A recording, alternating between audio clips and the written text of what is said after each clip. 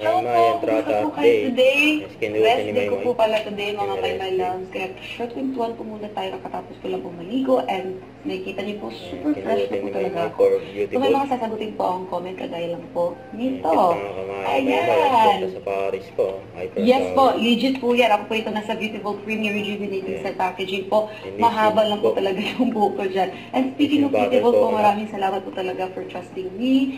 And my loves, share ko lang din po sa inyo. Ako po talaga mismo gumagamit na po talaga po ng Beautiful. Matagal na po akong user talaga. At share ko lang din po sa inyo. May mga videos pa nga na nag-exfoliate at nag-peel po yung face ko using Beautiful. Kaya isa na po talaga yung Beautiful na nakatulong sa akin para ma-achieve ko po yung fresh at glowing skin. Lalo na kapag nagkaka-pimples po tayo, di ba? Nagkaka-pimples tayo, yung mga papatubong pimples ako. So yan po talaga yung isa sa mga gusto ko po talaga sa Beautiful. Kaya ito na po talaga yung pinipili ko. Ever. Tapos ko lang pong mag-wash din ng face kanina po. Gamit po yung Premium Kojic Soap ng Beautiful. So ngayon po, pupunta na po tayo sa Beautiful Toner. So when applying po pala sa toner, so ko lang po ipapaalala sa inyo na sobrang konting amount lang po. Ayan. At paglalagay po tayo dito sa face, dab lang po siya. And dapat hindi po siya inarab sa face po ha. Ayan. Huwag masyado, super G.A. Gentle lang po.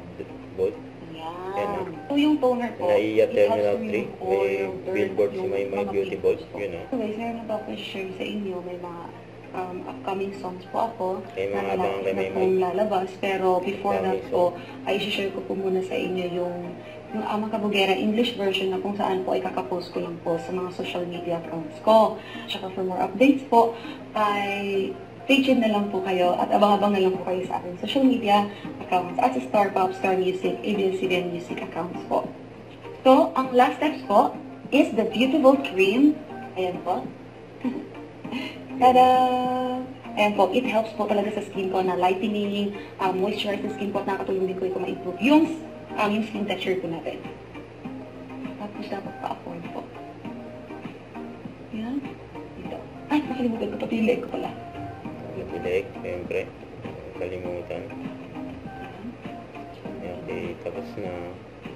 Tada!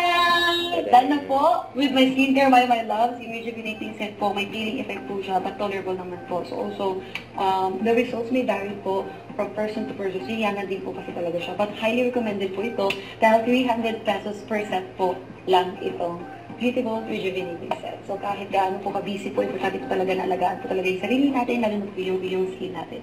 Kaya maraming salamat po, Beautiful, and thank you, my love po.